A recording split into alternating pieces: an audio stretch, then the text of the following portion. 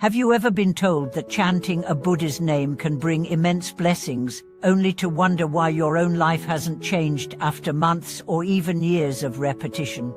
Have you ever suspected that there might be more to this practice than just repeating a sound? Welcome back to our channel.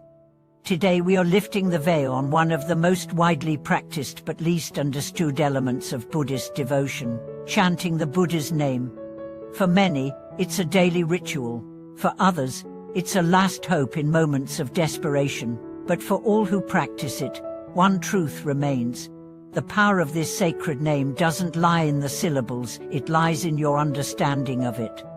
When you recite Amitabha, or any name of the Buddha, you're not calling out to a figure in the sky, hoping he's listening. You're invoking a frequency, a vibration, a field of consciousness that exists within you. You're aligning yourself with the qualities of that Buddha: compassion, clarity, fearlessness, wisdom. But here's what most people never hear: if your mind is not aligned, your chant won't be there. Many practitioners believe that repetition equals power, that if they say the name 1,000 or 10,000 times, they're guaranteed merit. But in truth, without intention, repetition is just noise. The secret to effective chanting lies in presence, in sincerity, and in one of the least discussed but most critical elements, embodiment. You're not chanting to summon help. You're chanting to become help. You're not chanting to avoid problems. You're chanting to become the kind of person who transcends them. Let's look deeper into what insiders, real practitioners, monks, and deeply realized lay people understand about chanting that most miss. First, they know that chanting is not separate from living. You chant the name of the Buddha with your mouth, but you live it with your actions. True chanting doesn't end when you rise from the mat. It continues in how you speak to your children, how you respond to frustration, how you handle failure. A teacher once said, "If your chant does not make your ego smaller and your compassion larger, it is not practice, it is performance." And this, right here, is where most people get stuck. They think the Buddha name is magic, that it will fix their lives from the outside. But the name is not magic, it's a mirror.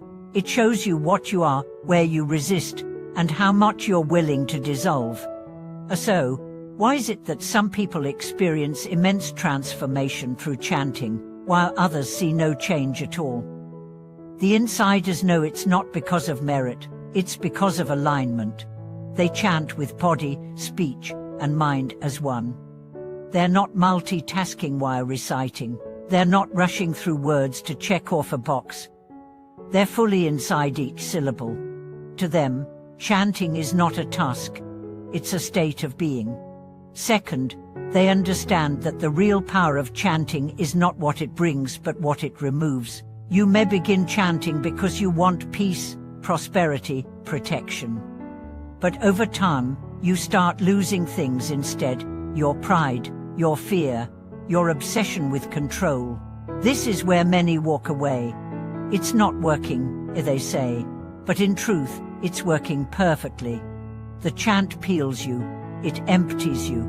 It strips away your masks until all that's left is the raw truth of who you are.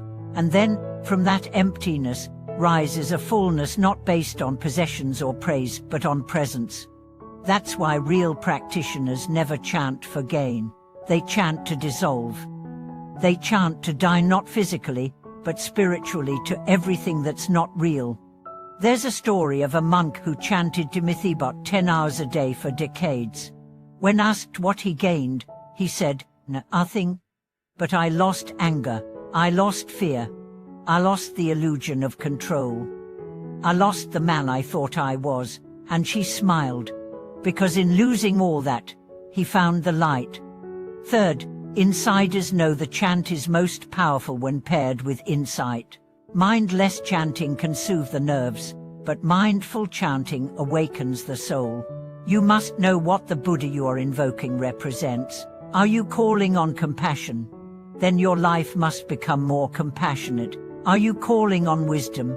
Then your mind must become more disciplined. The name is not an escape, it's an entrance into responsibility, into clarity, into a higher version of yourself. They also understand the science of sound. Sacred names are vibrational keys. When spoken with right intention and right breath, they alter your nervous system, shift your brainwaves, and tune your heart into coherence. But if you mumble them, rush them, or chant while scrolling your phone, their power is lost. You're not activating a sacred sound. You're just making noise.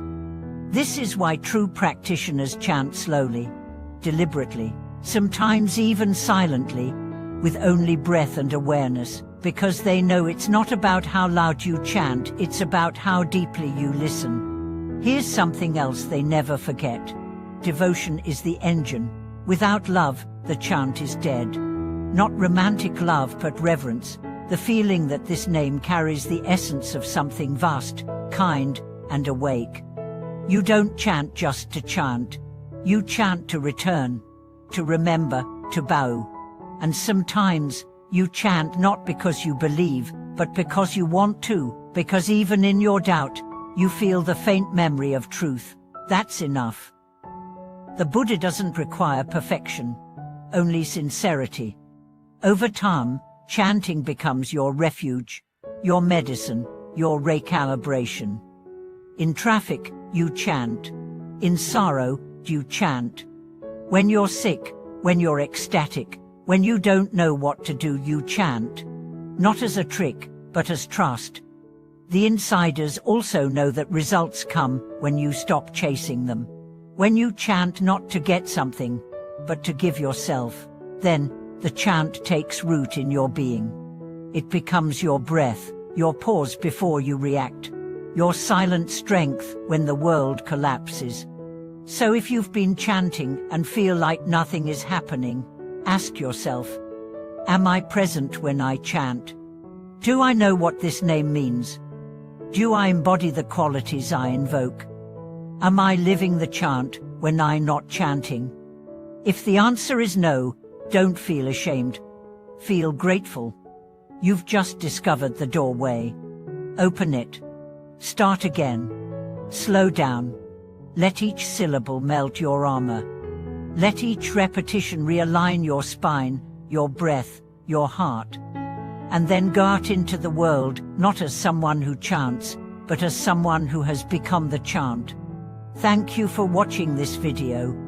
If chanting has changed you or challenged you, share your journey in the comments. Your story might be the bell that wakes someone else. Subscribe, like, and keep walking with us as we explore not just the practices that make noise, but the ones that bring you back to silence.